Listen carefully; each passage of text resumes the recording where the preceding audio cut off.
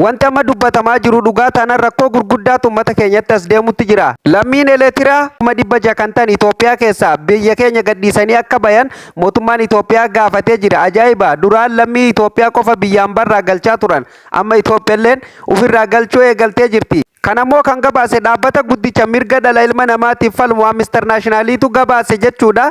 Waan baay'ee nama ajaa'ibu jechuudha. Kanumaan wal qabatee muummichi ministeeraa diroonii tolfadheetiin jira. Akkasumallee meeshaa waraanaa gurguddaa hidhannee jira. Qaamni kamiyyuu nu tuquu hin danda'u jechuun dhaaddatuun isaa ni yaadatama jechuudha. Kanarratti waan jennu qabna jechuudha. Yoo dhugumaan Itoophiyaan dhugumaan diroonii meeshaa waraanaa kana biyyiin suura irratti nu argisiisan ka tolfattu taate dhugumatti dinqisiifatamuu qaba. Asirratti illee waan jennu qabna.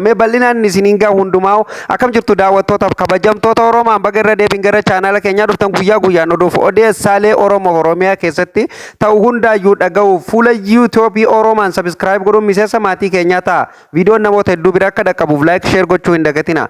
Daawwattoota keenya kabajamoo lammiileen Eleetiraa biyya Itoophiyaa keessa nama 600,000tu jira jedhan dhageessanii isin kana ganaa haaraa jechuudha amma dhageenye. Lammiin Eleetiraa Itoophiyaa keessa 600,000tu jira kan jedhu gana oduu haaraa kun oduu qilleessi hin dhayinii jechuudha. Biyya Itoophiyaa keessaa gadhiisanii akka baniif mootummaan Itoophiyaa ibsa baasee ture jechuudha. Kan irratti Amnesty Internationaliin jechuudha gabaasee ture jechuudha. Miidiyaaleen gurguddoollee wal harkaa fuudhaa jiran jechuudha. Waan kana guyyaa lama as jechuudha. Kan wanni kun wal harkaa fuudhamaa jirtu jechuudha. Garuu wanni kun yoo dhugaa ta'e rakkoo gurguddoodha. Maaliif akka Itoophiyaa keessaa gadi dhiisanii bahuun dirqama ta'ellee jechuudha. Itoophiyaan akka jettetti sodaa nageenyarraa kan ka'e jechuudha. Rakkoon gurguddoon biyya keenya keessatti uumuu waan maluuf jechuudha. Biyya keenya keessaa lammiin Eleetiraa gadhiiftee akka baatu jedhanii ibsa baasanii turan jechuudha. Daawwattoota keenya kabajamoo ajaa'ibuma. Kanumaan wal qabatee akkuma beekamu michuun Eleetiraa fi Itoophiyaa gidduu jirtu jechuudha. Michummaan jara lamaanii laaffataa dhufuun isaanii yaadatama jechuudha. Eegaa waraanni Tigraay fi akkasumallee mootummaa Itoophiyaa gidduutti araarri bu'ee as namichi Eleetiraa bulchuu eenyu jettan Isaayyaas Afeworqii araara sanitti hin gammanne jechuudha. Akkuma isiniif gabaasaa turre achumarraa xiiqeffatee jechuudha.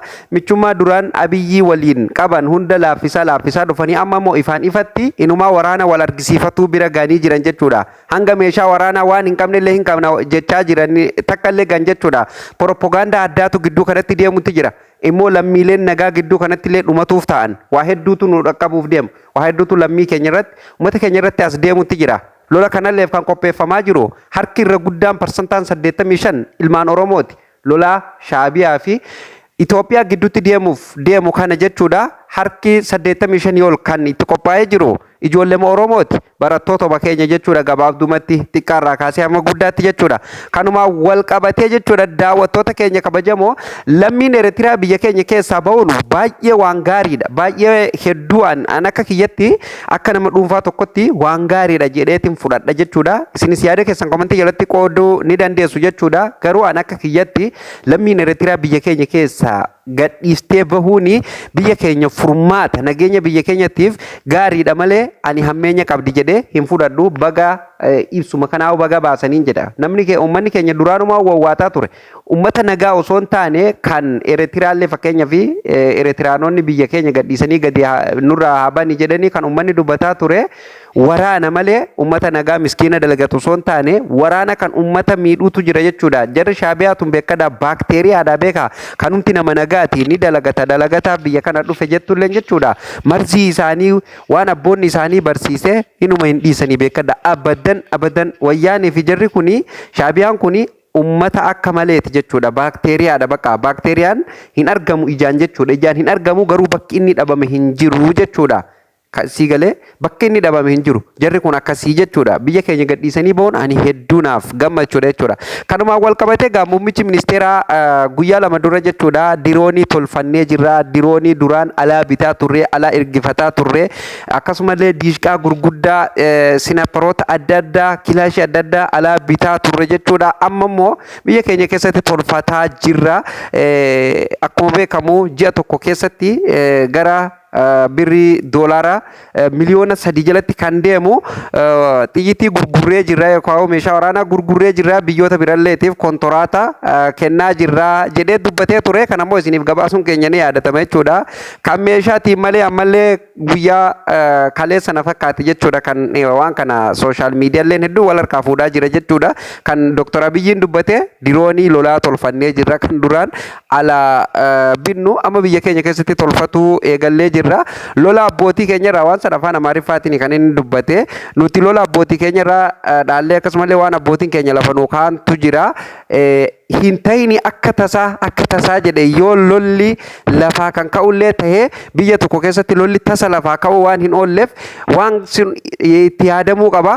Lola dhufuuf rakkoo biyya san keessatti uumamtu hundumaafu dursa itti qophaa'uutu namarraa eegama. Haylii yookaan waraanni tokko kan humnaa biyya san cabsuu barbaadu yoo kan dhufu ta'e akka waraana san ofirraa dhaabuu dandeessutti waa waraana saniin ofirraa itti dhaabuu dandeessu duratti osoo rakkoon hin uumamne qophaa'uu qabda jedheeti Dr. Abiyyiin dubbatee ture jechuudha. Kun maal argisiisa? Eertiraa fi waraanni Eertiraa fi Itoophiyaa gidduutti ifatti akka banamuu deemu shakkii nama shakkisiisu jechuudha. Kanarratti waa'ee diroonii illee dubbatee ture muummichi ministeera.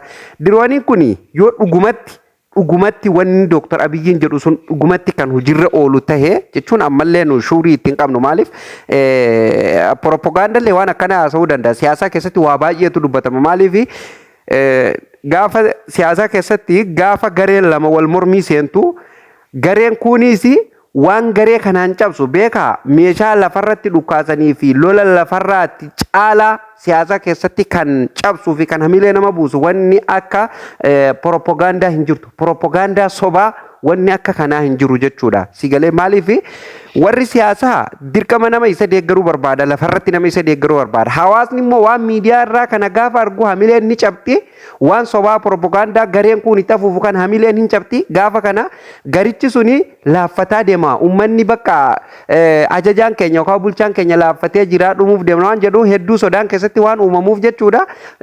Jalaa facaa deema jechuudha. Kanaaf propagandaan dhukkaasan daran rasaasa daran jechuudha. Marfii adda addaatiin daran wanni akka propagandaatti jechuudha.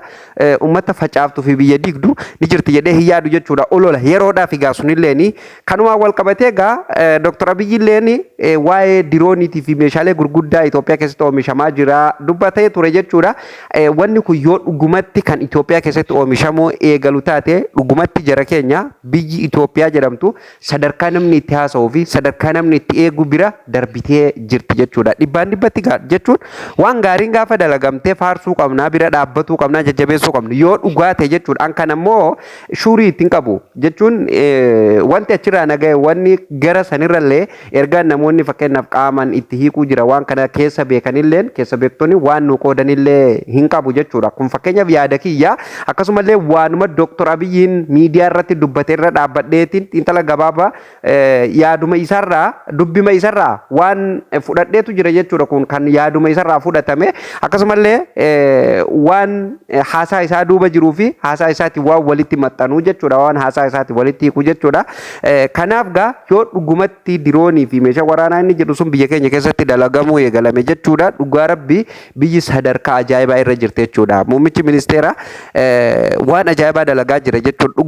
Dhugumatti inni dhugumatti Dr. Abiyyiidha. Dhuguman isiniin jedhe yoo wanni kun dhugaa taateen isiniin jedhe beeka. Maaliif badiin inni dalagees akkuma jirtuutti ta'ee jechuudha. Wanni jedhamaa jiru kun yoo dhugaa ta'e biyyi keenya sadarkaa ajaa'ibarra jirti jedheeti yaadaa jechuudha. Akka namni miidiyaa irraa haasa'uu fi olola adda addaa biyya adda addaa irraa olollee garaagaraa itti deemuu miti jechuudha. Yookaan immoo biyya akkuma xiinxalaan siyaasaa Jawaar Mohammad jedhe sobumaanii kijibumaan gara qilee deemaa jirti jechuudha. Kana waliif galla jechuudha. Kanaaf immoo diroonillee tolfannee bakka amma booda qaama tokko kan dhufu kamiyyuu Itoophiyaa dha'uu hin danda'u nurratti waan tokko aggaammii tokko godhuu hin danda'u jedhee dubbatee jira jechuudha. Muummichi ministeeraati meegaa ni eenna shaabiyaa fi silaa uummanni tippilee fi akka walii galanii shakkii takka nama hin qabsiisu jechuudha. Lolli jarri kun shaabiyaa fi jarri tippilee fi walii galee jechuudha.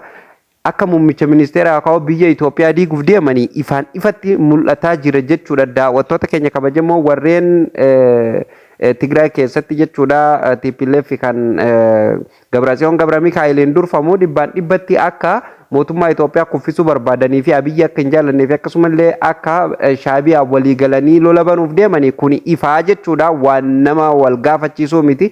Hundaafuu gaa Rabbi nagaa haa buusu jechuudha. Yeroo lolli ka'illee kan gidduutti miidhamu ummatuma keenya jechuudha. Ummatuma nagaati jechuudha. Rabbi nagaa haa buusu jenneetuma bira darbina jechuudha. Egaan daawwattoota keenya odoof odeessaaleen keenya kanarraa gara goolabamutti deemee jira. Guyyaa guyyaan odoof odeessaalee keenya argatuuf fuula YouTube Oromaan subscribe godhuu hin dagatinaa. Viidiyoo laayikii godha akkasumas yaada keessa komentii jalatti nuuf qooda. Sagantaan keenya kanarraa asumarratti goolabamaa sagantaa taanu nama walitti deebinutti nagaa ta'a.